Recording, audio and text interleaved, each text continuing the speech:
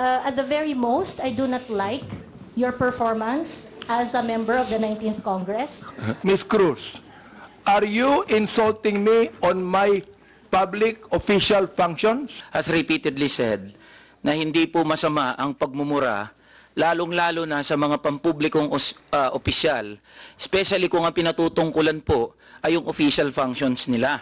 Hindi po kasalanan ng mga vlogger o ng mga gumagamit ng Facebook, TikTok, X o kung ano pa mang social media. Ang binabanggit ko, lingwahe ng vlogger. Hindi ka ordinaryong Pilipino. Mr. Chair. Tatandali lang, kasalala pa ako eh. Alright. Hindi ka ordinaryong Pilipino. Tama, mali? Ordinaryong Pilipino ako, Mr. Chair. Hindi ka ordinaryong Pilipino. Vlogger ka eh. No, manggagawa ako, Mr. Chair. Lahat pa ng ordinaryong Pilipino, vlogger? Mr. Chair, manggagawa ho ako na may platform ho. So, ordinaryong Pilipino ho ako, Mr. Chair. Mr. Chair, point of order. Mga kabayan, pumalag ang ilang mga vloggers na inimbitahan ng TRICOM kahapon kaugnay sa di umano ay pagpapakalat ng fake news sa social media. Sa ginawang pagdinig sa kamera, palaban ang mga vloggers at hindi nagpatinag sa mga sindak at pananakot ng mga congressman. Isa si Congressman Bienvenido Abante ang tila napahiya at hindi nakaporma sa mga inimbitahang Duterte vloggers matapos lantarang sagutin ang mambabatas. Ayon sa isang vlogger na si Miss Elizabeth Cruz, hindi niya nagugustuhan ang performance ni Abante bilang mambabatas, kaya nais lang niyang maglabas ng public opinion o freedom of speech kaugnay dito, bagay na tila hindi ito nagustuhan ni Abante. Ms. Cruz, are you insulting me on my public official functions or it is a personal accusation on me? It's not a personal accusation, Mr. Chair, and I think we have agreed early on that we do not have any personal relationship. Yes, that's right. Pero ito, because when you said those profanities, those insult, yung gago, yung isasampol ko ito sa pagbubukha mo, you violated my human rights. May I respond, Mr. Chair? Yeah, go ahead. Sige, Mr. Chair, go ahead, respond. At the very most, I do not like your performance as a member of the 19th Congress. But hate is such a powerful word because we established earlier that we do not have any personal relationship or any Mr. Chair. Ayon naman sa isa pang vlogger na si Mr. San Fernando, hindi masama ang pagmumura, lalo na kapag ang pinatatamaan dito ay isang opisyal ng gobyerno na may maanumalyang gawain at hindi angkop bilang public servant.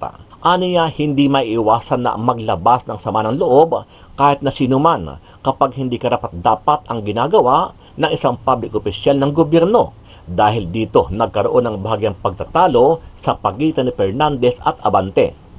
Mr. Chair, no other than the highest court of the land has repeatedly said na hindi po masama ang pagmumura, lalong-lalo na sa mga pampublikong opisyal, especially kung ang pinatutungkulan po ay yung official functions nila.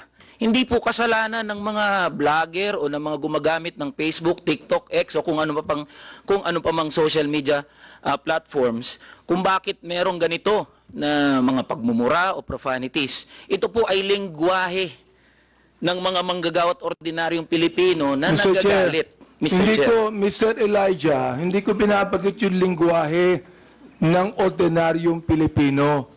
Ang binabanggit ko, lingwahe ng vlogger. Hindi ka ordinaryong Pilipino. Mr. Chair. Tatandali lang, kasalala pa ako eh. Alright. Hindi ka ordinaryong Pilipino. Tama, mali? Ordinaryong Pilipino ako, Mr. Chair. Hindi ka ordinaryong Pilipino. Vlogger ka eh. No, manggagawa ako, Mr. Chair. Lahat pa ng ordinaryong Pilipino, vlogger? Mr. Chair, manggagawa ho ako na may platform ho. So, ordinaryong Pilipino ho ako, Mr. Chair. Mr. Chair, point of order. Sa ginawang pagdinig sa kamera kung saan ay ginisa ng mga congressman ang mga vloggers, nagbigay naman ng reaksyon ang kilalang Banateros vlogger at Duterte supporters na si Banat Bay. Ayon sa kanya, tila hindi natugma ang mga sinasabi ni Congressman Abante at malayo na ito sa topic at pinag-uusapan. Ibig sabihin, wala na siyang lusot at hindi na siya nakakaporma sa mga vlogger na kanyang nakatapat. You violated my human rights. Violated your human rights? Human rights, karapatan. Karapatan saan? Alam mo, bilib talaga ako dito kay Joey, ha? Kung ako talaga ito, naku po, tatawa talaga ako ng para mapapaganon talaga ako. Asan kaya doon yung human rights? Parang ang gulo na ng usapan namin, ha? Ito ba'y dala ng katandaan? Hindi ko alam, ha? Kasi so far, yung tatay ko naman, mas matanda kay Abante, pero matino namang kausap. Hindi ganyang magulo. At saka yung logic, matalas. I mean, kahit sa mo dalhin, kahit saan ka magpalusot, may logic pa rin. Diba ho? Pero bakit ito ganito na? Ano nangyayari dito sa'yo? Congressman Abante? Samantala, nagbigay naman ng reaksyon si Atty. Harry Roque at isa pang kilalang vlogger na si Maharlika sa ginawang TRICOM hearing sa Kamara. Ito ay kaugnay sa pagkakalaglag sa kanila ni content creator at isa ring vlogger na si Peebles o mas kilalang Talakera. Ayon kay Maharlika, nauunawaan niya ang naging pahayag at pagbaligtad ni Talakera dahil kakasuhan siya at iko-contempt ng Kamara kapag napilitan siyang gawin ito. Dahil alam naman natin yung ginagawa ngayon sa mga vloggers katulad ngayon, kung hindi bumaliktad si Talakera, kasama siya dyan sa na-contempt. Correct. Correct. Unang-una, kasi maanghang talaga mga sinasabi niya. Yes. Bangag-bangag, ngiwi-ngiwi. Tapos after all, magtataka ka talaga. Ngayon, I am forced to say something about it. May narinig ba kayo na nagsalita ako about Pebbles? Nung siya ay bumaliktad, tumahimik ako kasi meron ako isang salita sa kaibigan. May palabra di honor ako. Pero dahil ako'y napangalanan sa TRICOM, kailangan ko naman ipagtanggol yung sarili ko. So yun mga kababayan. Yun yung spokes. Hindi ko rin naman naikwento sa'yo dahil hindi naman ako daldalera na ipagkanulo ko ang aking kaibigan. So nag-usap kami na mother na kakasuhan siya ng gobyerno ni Bangag. You know? Kaya siya ay kinausap na bumaliktad na lang. Yan ang totoo. Ayon naman kay Atty. Harry Roque, hindi siya nagagalit kay Peebles sa pagkakalaglag sa kanya. Ayon kay Roque, nagpapasalamat pa siya dahil kung hindi dahil kay Peebles ay hindi mabubunyag at hindi mapapag-usapan sa Kamara ang pulburon video na di umano ay gumagamit si Pangulong Bongbong Marcos Jr. ng white substance o pinaghihinalaang illegal na droga. Kung meron akong maanghang na sabi ngayon kita Lakera, sorry Pebbles, but talagang I share the view of Maharlika na hindi naman kami nagagalit sa'yo. If ever, medyo naaawa lang. No? Naawa lang ako. Naintindihan namin talaga kasi kami naman hindi nasa lugar mo na relying lang sa online selling. No? Meron naman kami kahit paano naging hanap buhay. Dalong na ako, 58 years old na ako. No? So kahit paano, meron naman akong retirement. Oo, at actually, ngayon, I'm really on retirement. Kaya nga ako nag-asylum. No? Kaya na mag-retire. So naintindihan din namin yan. Kaya lang, sana, kung ikaw ay okay na dyan at lahat ng gusto mo ay nabibigay naman. Ano ang masasabi mo dito, kabayan? Sang-ayon ba kayo at pumapabor ba kayo sa ginawang pagpalag o paninindigan ng mga Duterte vloggers dahil sa patuloy na pamamahiya at pagkontempt ng mga congressman sa kanilang mga iniimbitahang resource persons? Sama-sama nating panuorin ang buong video at pakicomment nyo po ang inyong mga reaksyon at sariling opinyon.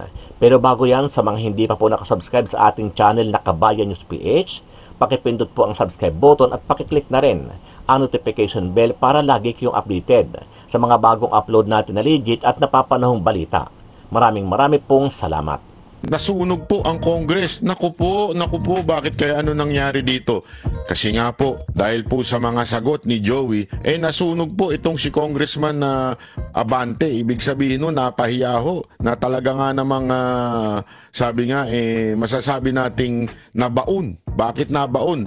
Kasi nga po, kahit pilit na ipinababagsak o pilit na pinapaamin o pilit na pinapahiya ni Abante si Joey Cruz na isang vlogger, ay hindi niya po nagawa. At kabaligtaran pa ho ang nagawa niya kung saan etong si Congressman Abante ay sunog sa mga sagot ni Joey Cruz. Naku, palakpakan natin yan. Ang lupit mo. Alam mo, sa totoo lang napahanga mo ako dito, napabilib mo ako dito dahil talagang sunog na sunog itong Congress na ito. Pakinggan po natin itong pagsunog po ni Joey dito kay Abante. At the very most, I do not like your performance as a member of the 19th Congress. Insulting me on my public official functions, or it is a personal accusation on me? It's not a personal accusation, Mr. Chair, and I think we have agreed early on that we do not have any personal relationship. Yes, That that's is right. just- Pero ito, ang sabi ni Elijah, okay lang yon kung yan ay sinabi. Yun ang pinakamasakit, ano? Na sinabi niya, we do not have personal relationship. Pantakin mo, kunwari sabihin sa iyo ng jowa mo yun. Akala mo kayo na. Yung pala, we don't have any personal relationship. Pineperahan lang kita. Hindi, biro. Biro lang, walang gana. Na? Sakit lang. Matuloy. In my official functions as a public servant. Alam mo ba yung official functions ko? Yes, Mr. Chair, and Alam mo. So therefore, hindi ka naniniwala sa aking official functions kaya tinawag mo akong gago. no, Mr. Chair, the Kita mo yung logic niya. Porket tinawag siyang gago, hindi daw naniniwala sa official function niya. Maybe what he meant by this is, sandali, congressman ako, ba't mo ako tinawag na gago? Hindi mo ako, wala kang karapatan tawagin akong gago kasi congressman ako, mataas ako. Maaring ganun ang ibig niya sabihin, o maaring sinasabi niya, wala namang relationship yung sa trabaho ko yung pagsalita mo ng gago. Yun ang hindi maintindihan ni Abante. So ano sinasabi mong personal attack yun? That is not a personal attack.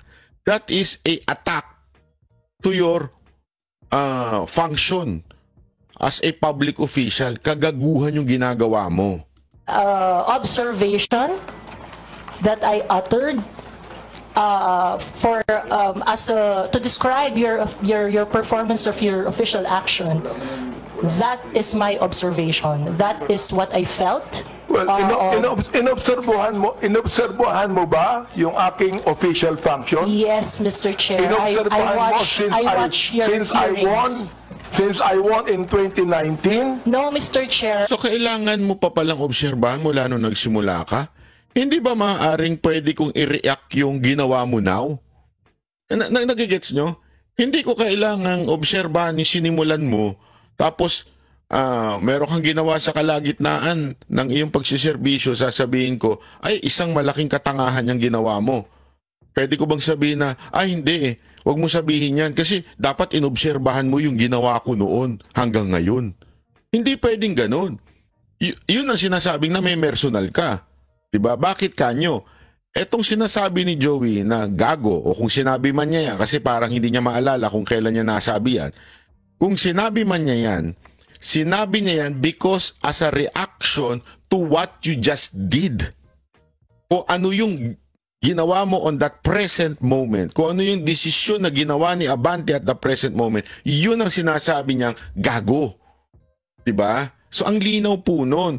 Hindi yan. Kaya nga pag sinabi mong inobserbahan mo ba ako noong simula ako, yun ang namemersonal. Mantakin mo, pati yung nakaraan mo, inungkat. Actually, di pa nga rin personal yung kasi maaring inire-relate lang niya yung pagiging pattern ng ugali mo. Pero gayon pa man, mas hindi ito personal kasi nga may ginawa ka recently na nire-reactionan ng tao. Ganun naman po kami mga vlogger eh. We react on what you are doing, not who you are. We do not care who you are.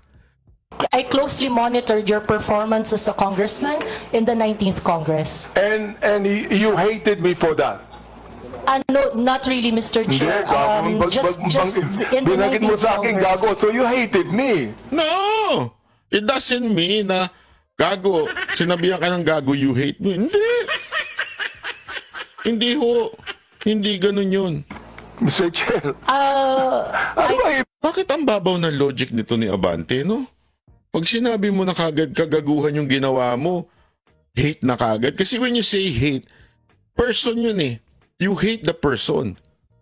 Ibig sabihin nun, binanggit mo, gago ako, binanggit mo, isasampal ko ito sa pagmumukha mo, binanggit mo, I'm going to be, hindi ko mabanggit eh. Okay. If you prepared, binanggit mo yun eh. Oo. Therefore, you hated me. Hindi pwedeng, hindi mo ko hindi pwedeng sabihin mo sa akin na you love me. Is that the person that you said that you love me? I love you, and because of that, isasampal ko ito sa'yo. May I respond, Mr. Chair? Yeah, go ahead. Sige, Mr. Chair, go ahead, Chair, respond. At the very most, I do not like your performance as a member of the 19th Congress. But hate is such a powerful word because we established earlier that we do not have any personal relationship or any Kaya nga, Mr. Chair, binanggit mo, yung human rights. Yes, binanggit Mr. mo yan Chair. kanina, di ba? Correct, Mr. Therefore, Chair. Mr. Chair, you violated my human rights. Why? Because when you said those profanities, those insults, yung gago, yung isasampol ko ito sa pagbubuka mo, you violated my human rights. Violated your human rights? Human rights? Karapatan? Karapatan saan? Alam mo bakit ako bilib dito kay Joey? Kung ako to, tatawanan ko talaga to eh. Asan ang human rights doon? You did. May I respond, Mr. Chair? Teka, Mr. Chair, hindi ako nagagalit sa'yo. Okay? At wala akong pakialam sa'yo. Kahit na anong sabihin mo, okay lang sa akin. Alright? Pero itong ating pinag-uusap. Alam mo, karapatan mo rin kahit magalit ka, walang problema. Hindi ka namin kayang pigilan kung magalit ka sa amin. Hindi mo nang kailangan sabihin yan. Ngayon, merong kinalaman sa mga legislation na aming gagawin later on. That is why I am asking you right now. Sapagkat napakahalaga nito. Ito daw. Kaya daw niya tinatanong ito kasi para sa mga legislation na gagawin nila. Okay? Again, babalik na naman po tayo dyan. Parang nakalimutan ata ni Sir, Article 3, I think Section 4 yun. No law. Walang pwedeng batas na gawin para ma-curtail ang freedom of speech. Kapag binabanggit mo, if you're saying that using profanities, insults, and malicious accusations online represent fair and respectful discourse and a healthy discourse, therefore you're telling us that the freedom of expression is absolute. You can say anything you want, and that is freedom of expression. Yun ang sinasabi ko, Mr. Chair. May I respond, Mr. Chair? Pag binanggit mo, if you said that freedom of expression is not absolute, therefore, there are certain things that you cannot say. Yun ang ibig sabihin nung freedom of expression is not absolute. May limitation yun. Di ba? Oh. Go ahead. You can answer now. Okay, thank you very much, Mr. Chair. Napansin din niya. Di ba? Napansin din niya ang daldal niya. Sige na nga, go ahead. Magsalta ka na.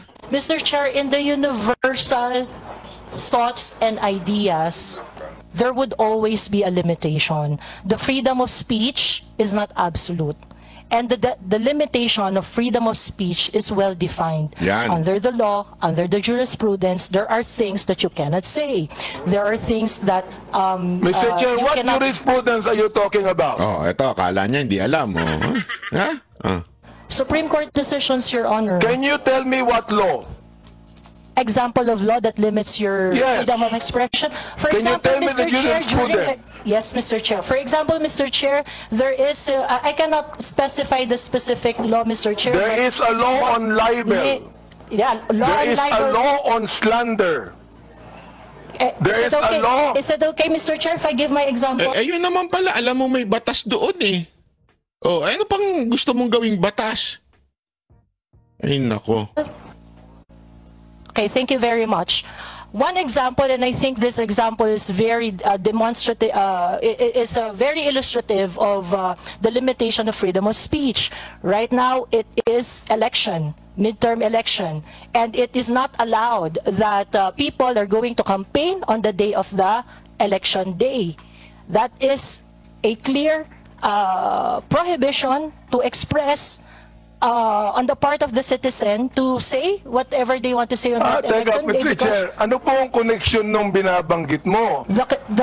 Limitation of freedom of speech.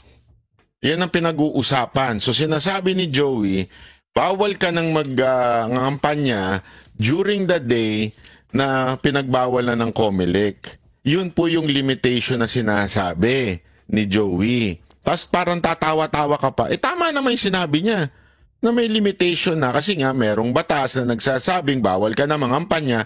So hindi mo pwedeng, hindi, freedom of speech ko to eh. Hindi, may batas nga na bawal ka mangampanya doon sa oras na yun. Yun, ang linaw-linaw, yun yung mga limitations of freedom of speech. Yung limitations of freedom of speech mo, yung bawal magmura. Asan yan? Sige nga, asan po yan sa ating konstitusyon na bawal magmura? May desisyon niya ang Supreme Court dyan eh. Ang putang ina ay isang expression. Hindi po yan masasabi mong pumapaloob sa libel o defamation. Meron yan. Meron pong ano yan. Jurisprudence po yan. Asking you about the jurisprudence, I just told you that there is a law against on libel, on cybercrime. What you said today is libelous. What you said here is libelous.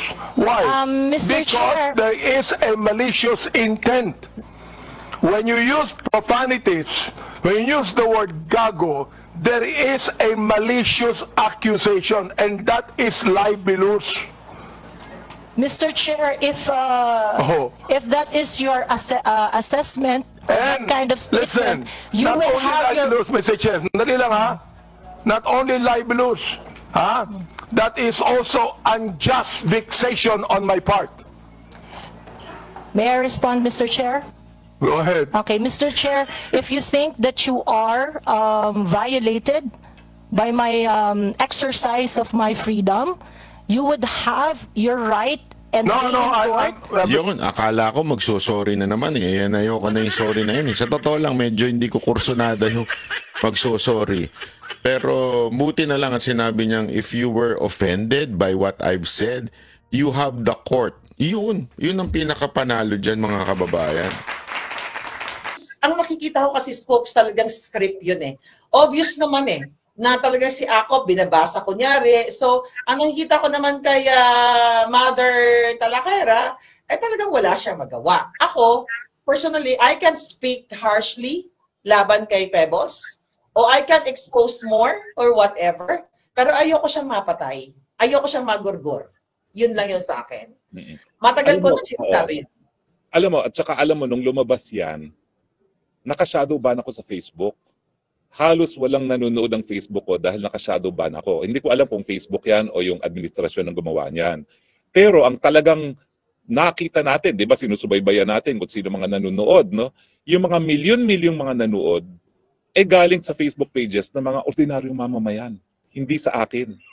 Kasi, sabi ko na, di ba, naalala mo, useless yung aking Facebook dahil mga panahon na yon, shadow ban ako, konti-konti na mga nanonood sa akin. Swerte na ako kung may 3,000 na audience ako, no? Dahil nga, yung shadow ban, no? So, naalala mo yung isang PhilAm na kasama natin dun sa hotel room ko, no? Na in less than 24 hours, halos 2 million views na, no? Naalala mo kung sino yun, no? Si Chris Lam. Oo, tapos meron pang isa, may isa pang PhilAm, no? Na together, in-add up natin, mas malaki pa yung viewership nila kaysa doon sa viewership ng 20 Sona. million, 25 million, 30 million. No? So, patunay na talagang pati tayo, dahil nga sinadovan tayo, hindi masyado nakapagkalat niyan. No? Ang nagkalat talaga dyan, mga ordinaryong mga mamamayan. Yes. Ano pa yung mga nakalat naman yan para sa katotohanan. No? Maniwala kayo hindi, kayo na maghusga. Kaya ngayong binuhay nila ang Pulburon video, panuurin ninyo po. Tignan niyo po ang mukha ni BBM. At tignan niyo po kung naniniwala ba kayo na si BBM yan o hindi. Kasi naman, sabi nga ng isang kaso, no, ang tunay na test sa katotohanan ay yung kapangyarihan ng isang ideya na matanggap sa malayang merkado ng idea. So ngayong binuhay nila, pag-usapan po natin, kayo pong maghusga, si BBM ba yan? At tanungin yung mga sarili ninyo. Kung hindi si BBM yan, bakit hanggang ngayon ayaw niyang mag-hair follicle test? Alam niyo mga kababayan, paano ba, Spokes, ang isang tao para paniwalaan ng huwes, ng husgado o ng taong bayan? Number one, may credibility ka dapat. Dapat kapani-paniwala siya. So number one, nakakaawa talaga si Mother. Kaluoy man, Diyos ko po. Yung kasinungalingan na ako ay nasa Vancouver. Number two, yung kasinungalingan, syempre doon sa gumastos sa kanya sa Hong Kong. So TRICOM, bakit hindi ako imbitahan sa...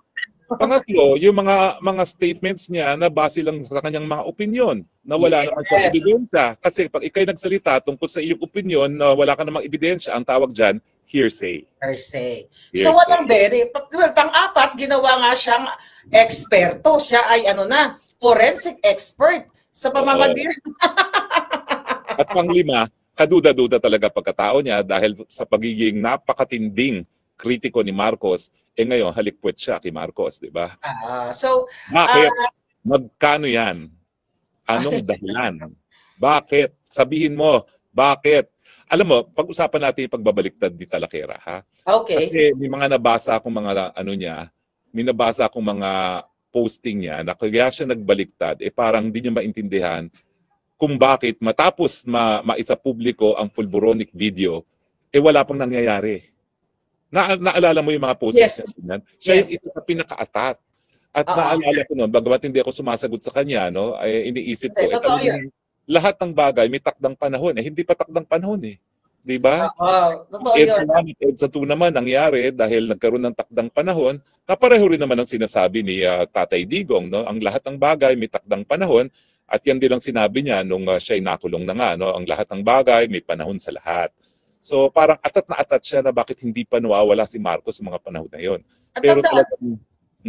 Tandaan natin na siya yung una talagang nag-organize doon sa EDSA Friday Group. Kaya nga, malungkot no? Sinalo na lang nila Maui yung EDSA Friday Group. Yung mga panahon na yun, matinding paghanga ko sa kanya kasi biski sila sa EDSA ay naroon siya. So nagpapakita talaga na naroon siya dahil meron siyang prinsipyo. Pero ano nga nangyari? Pero ako talaga po, kasi alam ko yon bago siya bumaliktad. Nag-usap kami, but hindi ko na i-discuss dito. Pero naaawa talaga ako. Eto mga kababayan, magsabi ni VJ Josh, mag-hair follicle na kasi si Bangag. Totoo. Ako, hindi lang siya isa. Dalawa, tatlo, may kasama siya, okay, na bumaliktad talaga. Naintindihan ko sila kasi kailangan nilang mabuhay. Naintindihan ko sila kasi ayoko sila mapatay. Okay? Dahil alam naman natin yung ginagawa ngayon sa mga vloggers katulad ngayon, kung hindi bumaliktad si Talakera, kasama siya dyan sa na-contempt. Correct. Correct. Unang-una, kasi maanghang talaga mga sinasabi niya. Yes. Bangag-bangag, ngiwi-ngiwi. Tapos after all, magtataka ka talaga. Ngayon, I am forced to say something about it. May narinig ba kayo na nagsalita ako about Pebbles? Nung siya ay bumaliktad, tumahimik ako kasi meron ako isang salita sa kaibigan. May palabra di honor ako. Pero dahil ako'y napangalanan sa TRICOM, kailangan ko naman ipagtanggol yung sarili ko. So yun mga kababayan. Yun yung spokes. Hindi ko rin naman naikwento sa'yo dahil hindi naman ako daldalera na ipagkanulo ko ang aking kaibigan. So nag-usap kami na Mother na kakasuhan siya ng gobyerno ni Bangag. You know? Kaya siya ay kinausap na bumaliktad na lang. Yan ang totoo. Okay? Alam nila yan. Alam nyo yan, Madam Ellie, wag na tayo maglokohan. Okay? So, pero meron ding aspeto sa mga posting niya na parang nainis siya na parang walang nangyayari. Parang sense of frustration ba at helplessness na lahat naman tayo nakakaramdam. Pero siguro, iba-iba lang talaga yung degree ng ating paninindigan dahil tayo naniniwala pa rin na ang kabutihan ay mananaig sa kasamaan, no? Eventually, no? That history will show kung sino talaga nasa tamang parte ng kasaysayan, no? So yun yung pagkakaiba natin siguro. And you know, kung meron akong maanghang na sabi ngayon kita Lakera, sorry Pebbles, but talagang I share the view of Maharlika na hindi naman kami nagagalit sa'yo. If ever, medyo naaawa lang. No? Naawa lang ako. Naintindihan namin talaga kasi kami naman hindi nasa lugar mo na relying lang sa online selling, no? Meron naman kami kahit paano naging hanap buhay. Dalong na ako, 58 years old na ako, no? So kahit paano meron naman akong retirement. Oo, at actually ngayon I'm really on retirement kaya nga ako nag-asylum, no? Kaya na mag-retire.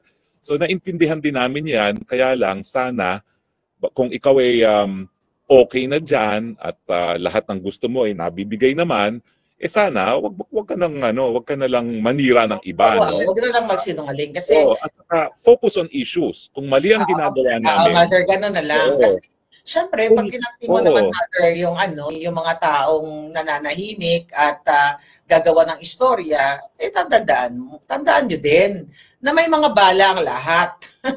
Alam niyo yun? So ako naman, actually, ayoko talaga makialam sa mga away, sa totoo lang, ng mga vloggers eh. Kahit nga ako inaaway din, kasi focus ako sa mga bangag. Focus ako kay Lisa Tanas. But pareho since tayo. Pareho tayo. since napangalanan tayo, spokes, tayo na naman ang bida. Isang ngimi-ngimi ka dyan, bagag-bagag. Diba? Pero spokes, sa kabila ng ating pakikipaglaban ngayon dito, kawawa din yung ating mga kasama na mga vloggers, sila Mark, sila Lorraine, at sila, sino pa ba ang na-contempt? Si Lorraine, si Mark, Si Sas. Si At saka Sas. yung naging karanasan ni MJ. Ang Yes, feeling ni ko, MJ at saka ni Crisel. alam mo, nagsulat si MJ afterwards na sabi niya hindi na matutungkol sa hearing, yung feeling niya ginahasa siya. Pero alam mo, kung titignan mo talaga yung video na nangyari na pinapa-apologize siya, nag-apologize siya, pinaamin siya na fake news, umamin siya, kasi anong gagawin mo? Para ka talagang ginagahasa na hindi ka na makalaban-laban, napakahina mo, no? Wala ka ng lakas para lumaban, no? So talagang ang sakit ng mga nangyari. Ang aking usap lang sa mga vloggers, ha? Go ahead. Isa. At ang kanilang pakay, patahimikin tayo. So ang ating sagot sa kanilang panunupil, huwag magparsupil.